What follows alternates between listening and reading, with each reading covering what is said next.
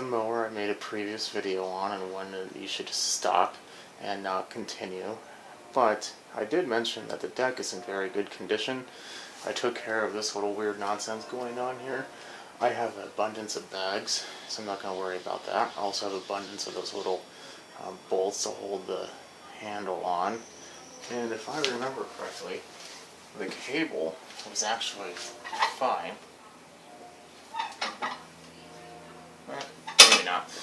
That's right. The cable was not fine, but I have more cables. So, what we're going to do is, this motor has seen better days. We're going to take pretty much anything that is useful off of it. I'm just going to be upright. This is a Tecumseh. There's not much useful on there. So far. Oh, maybe not even this. Sometimes those are useful to have because they end up leaving.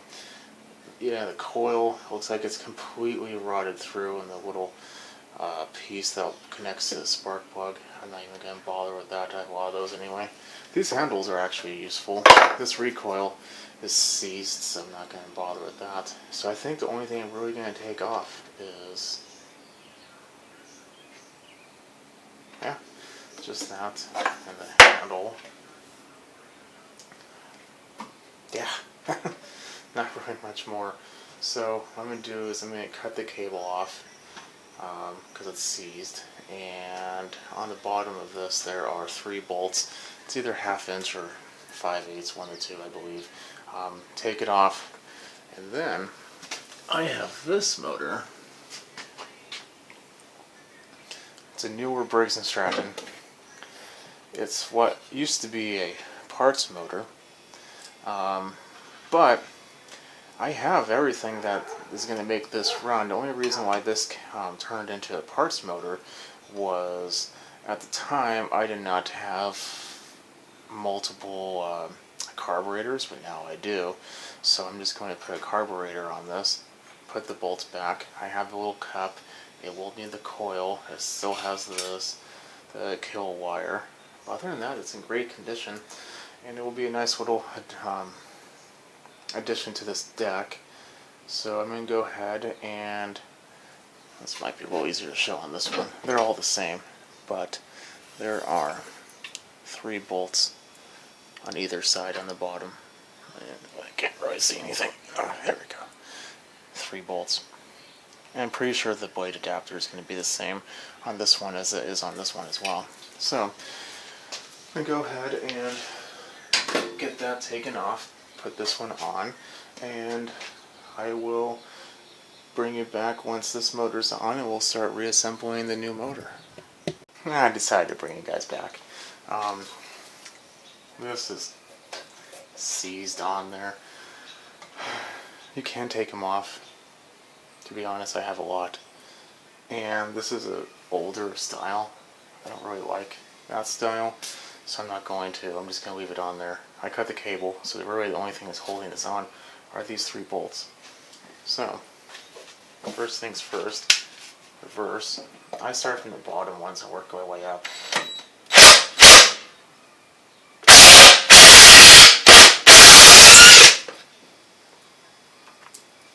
There's one. Sometimes these will break off because they're rusty, so beware of that.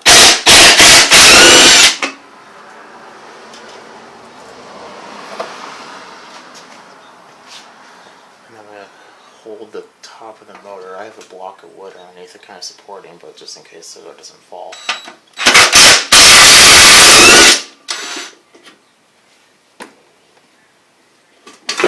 There we are. And off it goes.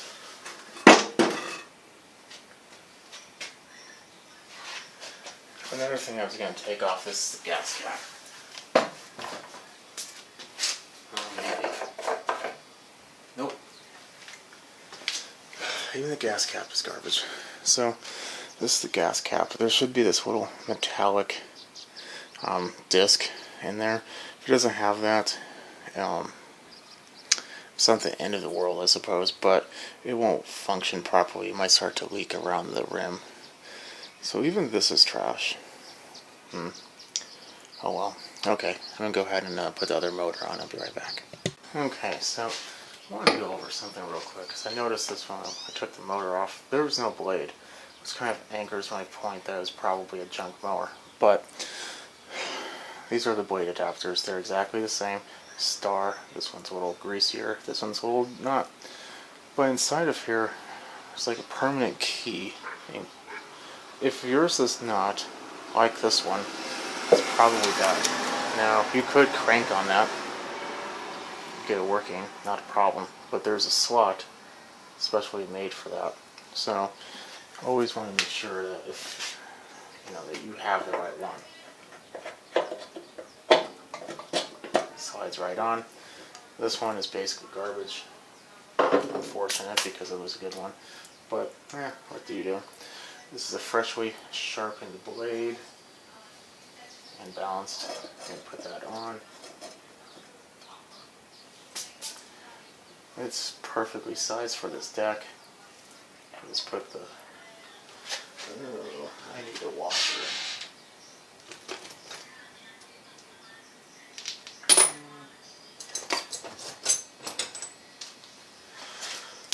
I forgot the washer. I'll be right back. Okay, so in a kit that you can buy, it just comes with a variety of adapters and whatnot for general blades or the universal blades. This is one of the washers that come with it. It's really thick. I like it.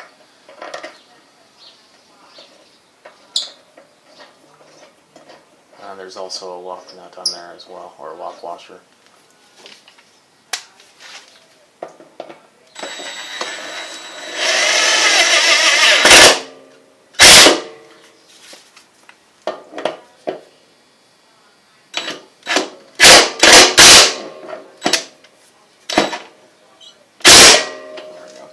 You don't want it too tight. It's a lot easier when you're not trying to block all your view, but okay, I'm going to go ahead and put this up and get the pieces assembled or ready, and then we'll get started with this mower. Okay, first things first, we are going to put the cup on. It only fits on one way. Put that on. Then we tighten it down, and that is always tight. So now we should be able to put the cover on, but we're not going to do that now. We're going to do the carb. So this is a previous carb that I worked on. It does not have the auto choke mechanism, and neither does the mower. It doesn't have the little arm. So we're not going to worry about it. Put it on. Also has a seal. Move the crankcase vent out of the way. To be a little forceful with it. There we go.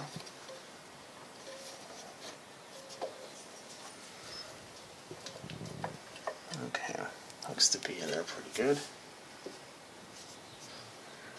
Next, we're going to put on the cover.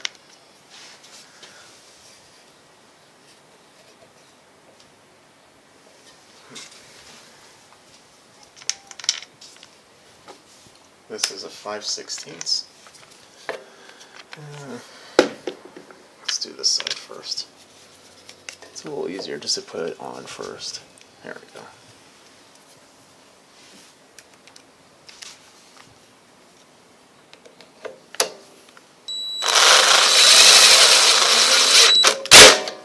There's that. Then we do the other side. That should be about the same thing. There we go. Then we put the carburetor screws on next.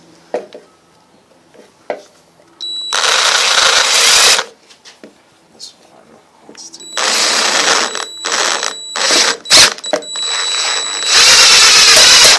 there we go.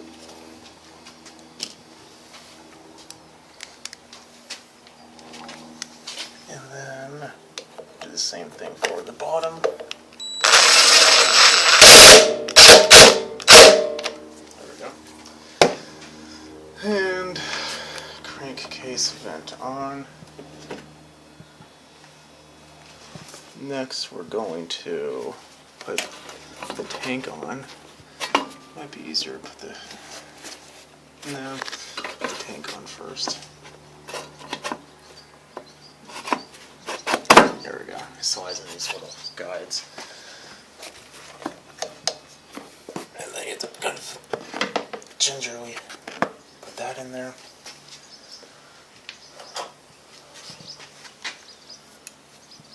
Put the clip onto the carb. And one item I did forget is we're going to have to look for a coil, so I'm going to go look for one of those and a plug and be right back. Oops. So I found a coil that will just snip or slip on right there. But first we have to get a clamp for the bail to make it easier, because I put a new cable on it. Clamp that down to release the engine brake. As you see in here, it's no longer touching right there. We're going to twist it until we get to the magnetics part, which is already there. This is just a piece of paper that I shove in there for the gap purposes. It's roughly 0.010 of an inch thick, which is what you're supposed to set it at. It might be a little more, actually, probably closer to 11, but it will be appropriate. And then we just tighten these down. These are 1/4 inch.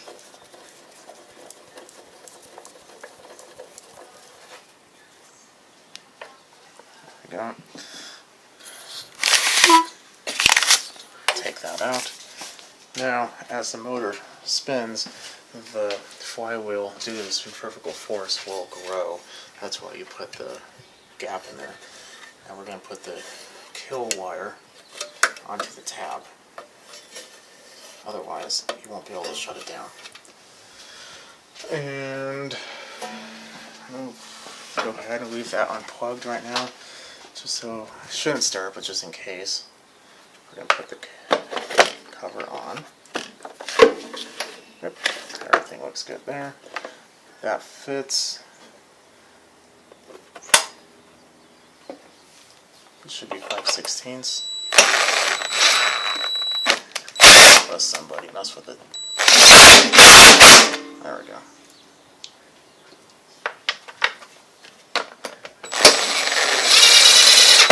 Yeah, someone messed with that cover.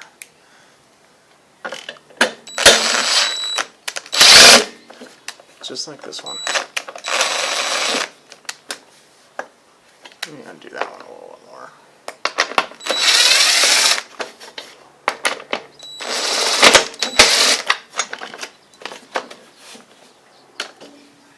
There you are. Now, that should pull. It definitely does. Has good compression. I am going to put some fuel in it and put you guys down, put this down, and we will see. Let's check the oil. There's not much in there. I might top it off just to make sure. But, okay, I'm going to go top that off and be right back. Okay, so here we are. Topped off the oil, put everything together from a junk motor, put a new cable, finish the bag, new blade, because other one didn't come with one, sharpened new blade I should say. Let's give it a couple primes.